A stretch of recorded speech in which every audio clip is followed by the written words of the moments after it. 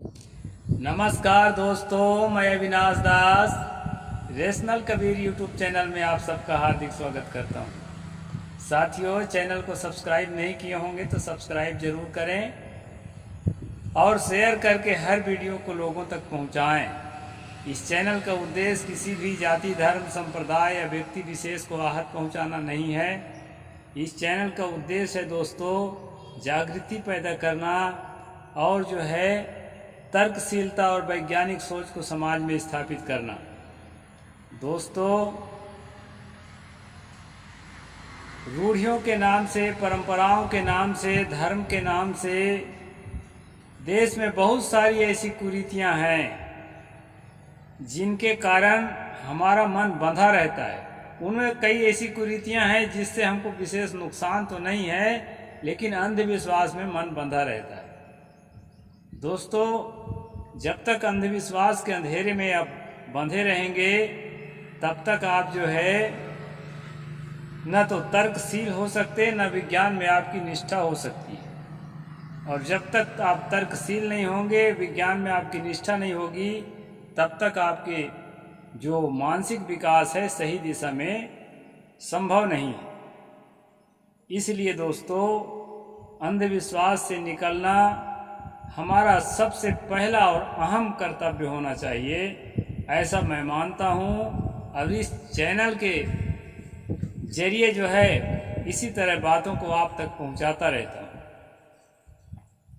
साथियों, पिछले साल की वो घटना मुझे याद है जब मैं रक्षाबंधन का दिन जो है सुबह सुबह आश्रम से निकल करके बस्ती की तरफ गया तो 7-8 लोग एक जगह कुर्सी पर बैठे हुए मिले पड़ोस में ही, और एक आदमी जो है लाल पीले टाइप का, भगवा टाइप का जो है परिधान पहना हुआ था और एक थाली में कुछ धागे लेकर के लोगों के हाथ में बांध रहा था और उनके मत्थे पर चंदन लगा रहा था और लोग पैसा दे रहे थे। साथियों, मैंने उस आदमी से पूछा, ये सब क्या कर रहे हो? तो आदमी बोला, महाराज हम राखी बांध रहे हैं। तो मैं कहा, भाई राखी तो बांधते मैं बचपन से देखते आया हूँ, लेकिन ज़्यादातर इसको महिलाएं बांधती हैं और आप तो पुरुष लग रहे हो देखने में। तो कहा, महाराज जी हम ब्राह्मण हैं, ब्राह्मण। तो मैं कहा, ठीक है ब्राह्मण हो आप, लेकिन आखिर पुरुष तो हो, महिला जैसे तो नहीं लगते हो। तो कहा, नहीं ब्राह्मण भी बांधता है राखी। फिर दोस्तों, मैंने कुछ बूढ़ों से पूछा तो कुछ बूढ़ों ने बताया कि ये जो है पहले ब्राह्मण ही बांधता था राखी, इसमें महिलाओं का कोई रोल नहीं रहा, और उस राखी बांधने का मंत्र भी यही जानते हैं, महिलाएं कोई मंत्र नहीं पढ़ती, वैसे बांध देती हैं। तो ये जो पुरुष बंधवा रहे थे वो इसलिए बंधवा रहे थे कि वो बांधते समय क्या क्या मंत्र पढ़ता है। तो उनको लग रहा था कि ये मंत्र से हमारा कल्याण होगा, इसलिए जो है महिलाओं से तो बंधवाते ही हैं, लेकिन उससे भी राखी बंधवा रहे थे। तो उस आदमी से पूछा, भाई ये सब कब से चालू है, कैसे चालू हो गए राखी बांधने की परंपरा, कौन चालू कर दिया? कोई कहता है महिला बांधना चाहिए, कोई कहता है पुरुष बांधना चाहिए। तो उस आदमी ने मुझे एक कहानी बताया कि जो है आज ही के दिन सची ने अपने पति इंद्र को राखी बांधा, तभी से जो है रक्षाबंधन के त्यौहार शुरू हुआ। तो अपने पति को इंद्र को राखी बांधा। मैं कहा, भाई आपका तो कोई पति नहीं है इनमें से कि आप इनको राखी बांध रहे हैं। तब उसने जवाब दिया दोस्तों कि शिशुपाल को जो चक्र से कृष्ण ने मारा तो उसकी उंगली चक्र के से चोट से जो है खरोंच लग गया था, उसे ब्लड निकलने लगा था, खून। तो द्रौपदी ने उस उंगली को अपने साड़ी का जो पल्लू है उसको फाड़ करके बांध दिया था। और श्री कृष्ण ने उनको कहा था कि बहन, तुमने मेरे उंगली की रक्षा किया है कपड़ा बांधकर, तो कभी अवसर आएगा तो मुझे पुकार लेना, मैं तुम्हारी रक्षा करूंगा। और दोस्तों, जब चीरहरण होने लगा तो कृष्ण ने साड़ी बरसा करके उसकी रक्षा किया। इस प्रकार के कहानी बताए तो मैं कहा भाई, ये आपके राखी बांधने से तो ये कहानी भी मैच नहीं कर रही है, क्योंकि वो बहन वाली बात थी। बहन सगी बहन तो नहीं थी, लेकिन बहन वाली बात थी और उसका हाथ कट गया था। आप किसी के हाथ भी नहीं कटा है, उंगली भी नहीं कटी है।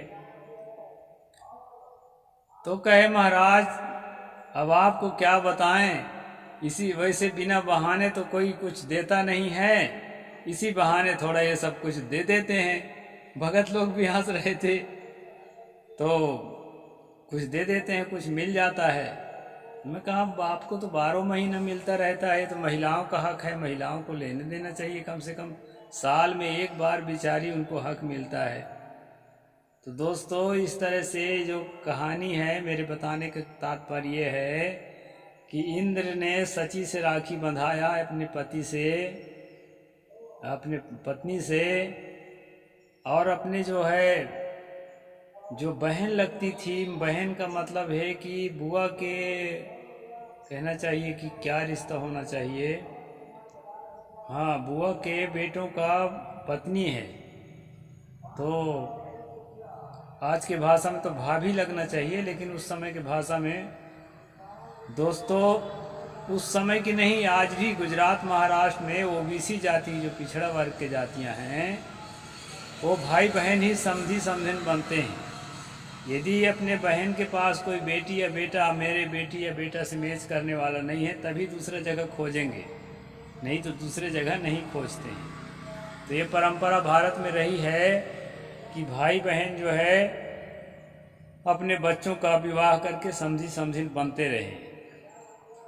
तो उस दृष्टि से जो कुंती के बहू है उसको वो बहन मानते थे, और उनके अपनी सगी बहन भी जो है भगाकर विवाह किया था अर्जुन के साथ, तो उस दृष्टि से भी वो बहन होती थी द्रौपदी। जो भी हो, द्रौपदी ने उंगली में कपड़ा बांधा, ऐसी कहानी है। हालांकि ये सब कहानियाँ फेक हैं दोस्तों, काल्पनिक हैं, कागज कलम की देन है, ऐसी कोई घटना घटी है ऐसा मैं नहीं मानता। अगर आप मानते हो तो कमेंट सेक्शन में ज़रूर लिखिए। तो इस तरह से ये रूढ़ परंपरा है राखी बांधने की, और इसका कॉमन सेंस से या किसी प्रकार से इंटेलेक्चुअल संबंध नहीं है। यह एक तरह से जो है रूढ़ परंपरा है। मैं तो कितनों साल से, साधु मार्ग में आने के पहले भी कितनों साल से बंद करा दिया था। मैं राखी वाखी नहीं बंधवाता, आज भी नहीं बंधवाता। तो ये जो है दोस्तों एक तरह का फेक है, लेकिन कोई बात नहीं, भाई बहन में आपस में प्रेम बढ़े, इसी बहाने कुछ हंस मजाक कर लें, इसी बहाने कुछ थोड़ा खर्चा पानी भी बहनों को दे दें, तो ये अच्छी चीज़ भी है। इस तरह अगर आप मनाते हैं तो मना सकते हैं, लेकिन इसमें बहुत अंधविश्वास पाल के नहीं रखना। कई लोग सोचते हैं कि मेरी बहन तो परदेश में है, मैं बिना राखी के रह जाऊंगा, मेरा कल्याण कैसा होगा। कई बहनें सोचती हैं, अरे मेरा भाई तो दूर है, या किसी के भाई ही नहीं होता, किसी के बहन ही नहीं होती है, तो वे अपने आप को ठगा हुआ सा महसूस करते हैं कि मैं बदकिस्मत हूँ, मेरा तो कोई है नहीं। तो साथियों, इस तरह से ठगा हुआ महसूस मत करिए, मेरे साथी बन जाइए। मैं संत मार्ग में आने के पहले से राखी वाखी जो ये प्रपंच है वो बंद कर चुका था। होली खेलना, राखी बांधना, ये सारी चीज़। तो मेरे कहने का मतलब ये है जो जहाँ है, जिस हालत में है, उस हालत में खुश रहना सीखे। कोई बहन राखी बांधेगी तब मैं खुश होऊंगा, ये पागलपन है। या कोई मेरे से राखी बंधवाएगा तब मैं खुश होऊंगी, ये भी पागलपन है। परंपरा है, मैं नहीं कहता कि आप भी मत बांधो, राखी बांधो, कोई बात नहीं, लेकिन इसके बिना नहीं बांधने से भी कहीं कोई अकल्याण नहीं होता है। कल्याण के रास्ता में कोई बाधा नहीं है। जिसका नहीं है मन, उसको नहीं बांधना चाहिए। यहाँ तो छत्तीसगढ़ में तो दोस्तों, यहाँ आरएसएस का राज चलता है। यहाँ तो ये देखा जाता है कि गांव-गांव में ऐलान होता है कि रविवार के दिन कोई खेत में काम नहीं करेगा, और कोई खेत में काम किया तो उसको ग्राम सभा के द्वारा दंडित किया जाएगा, और किया ही जाता है। उसका कारण क्या है दोस्तों? उसका कारण ये नहीं है कि मजदूरों को आराम दिया जाए हफ्ता में एक दिन, ऐसा कोई कारण नहीं है। उसका कारण सिर्फ एक है कि ब्राह्मण पुरोहितों ने दिमाग में ये बात थोप दिया है कि यदि इतवार के दिन, खासकर सावन महीने में काम करोगे तो अकाल पड़ेगा, पानी गिरना बंद हो जाएगा और तरह तरह की बीमारियां आने लगेगी। साथियों, कई प्रकार की बीमारियां सावन भादों में आते भी हैं, अगस्त सितंबर के आसपास में। तो लोगों को लगता है हाँ भाई, ये फलाना आदमी जो है खेत में काम किया था इसीलिए हो गया।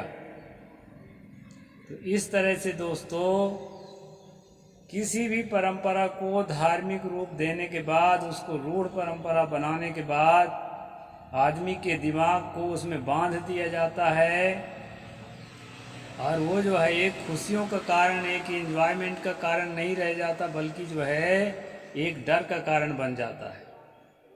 तो ये राखी भी डर का कारण बना हुआ है कि हम राखी नहीं बांधेंगी तो हमारा कल्याण कैसे होगा, और हम राखी नहीं बंधवाएंगे तो हमारा कल्याण कैसे होगा, ये तो अनिवार्य है। तो साथियों, ये कोई अनिवार्य नहीं है, एक तरह से फर्जी है, लेकिन आपको एंजॉय करना है तो एंजॉय कर सकते हैं। कोई बात नहीं, किसी की श्रद्धा है, आपको राखी बांधना चाह रही है तो बंधवा लें, और किसी की श्रद्धा है आपसे राखी बंधवाना चाहता है तो बांध दीजिए आप भी। तो बांधने बंधाने में कोई नहीं है। लेकिन यहाँ जो बलि राजा के जो कहना चाहिए कि मंत्र के बिना कल्याण नहीं होगा, ऐसा जो सोच रहे थे वो जो मेरे पड़ोसी लोग, उनकी गलत सोच है। सोच इसलिए गलत है कि दिमाग में वही भर दिया गया है। यहाँ किसी मंत्र की 12 महीने जब आपका कल्याण हो रहा है तो एक ही दिन में ऐसा कौन सा कल्याण आपका छूट जाएगा। इसलिए साथियों, अंधविश्वास से आपको निकलना है, बच्चों को निकालना है, शिक्षा पर ध्यान देना है और जागृति पर ध्यान देना है। ये हिंदू मुस्लिम के चक्कर छोड़ दीजिए। अभी आप देख रहे हैं कि 69,000 शिक्षक घोटाला में योगी महाराज फंस गए हैं। तो अगर हमारे बच्चे ठीक से पढ़ेंगे लिखेंगे, एजुकेटेड होंगे, क्वालिफाइड होंगे, तभी ऊंचा उठ सकते हैं। ये किसी रूढ़ परंपरा या किसी भगवान भूत के डर या किसी अदृश्य शक्ति के डर हमें आगे बढ़ने से रोकता है। इसलिए डर से बाहर निकलें और त्यौहार खुशियों को मनाएं, मज़े को मनाएं। एक बात है भाई, इसको ज़रूर ध्यान देंगे कि त्यौहार के नाम से हमारे यहाँ लोग पीते बहुत हैं, तो ये नहीं होना चाहिए। धीरे धीरे अवॉइड करिए अगर आदत लग गई है तो। और पीने की आदत, पीने का मतलब पानी पीने का नहीं कह रहा हूँ, शराब पीने का, दारू पीने का और गांजा पीने का और बीड़ी सिगरेट गुटखा तम्बाकू खाने का, इस प्रकार की चीज़ों को जो है त्यौहार के नाम से बहुत प्रचुरता से प्रयोग करते हैं। तो ये प्रयोग जो है बंद होना चाहिए। त्यौहार जियो और जीने दो का होना चाहिए। किसी प्राणी का वध करके उसके मांस खाने का नहीं होना चाहिए। दूसरे प्राणी भी सुख चाहते हैं, उनको भी सुख रहने दें, खुशी रहने दें, जीते रहने दें, सताने के लिए नहीं है दोस्तों। इसलिए जो है त्यौहार को एक एंजॉय की तरह मनाइए, और बिना त्यौहार के भी एंजॉय मनाइए। हम तो रोजे त्योहारे जैसे रहते हैं, हंसते गुदगुदाते मज़े से रहते हैं, तो वैसे रहिए। दुख सुख में, हर हाल में, गमों के दौर में भी मुस्कुरा के जियो, कहा है गाना गाने वाला। इसलिए दोस्तों अंधविश्वास में मत फंसना, मत फंसने देना पीढ़ियों को। और जो है त्यौहार है, एंजॉय करना है तो एंजॉय करते रहना। और बहुत सारी जो है मंगल कामनाएं, बहुत सारी शुभकामनाएं के साथ मैं अपनी बात को पूरा करता हूँ। साहिब बंदगी, जय जोहार, जय भीम, जय भारत।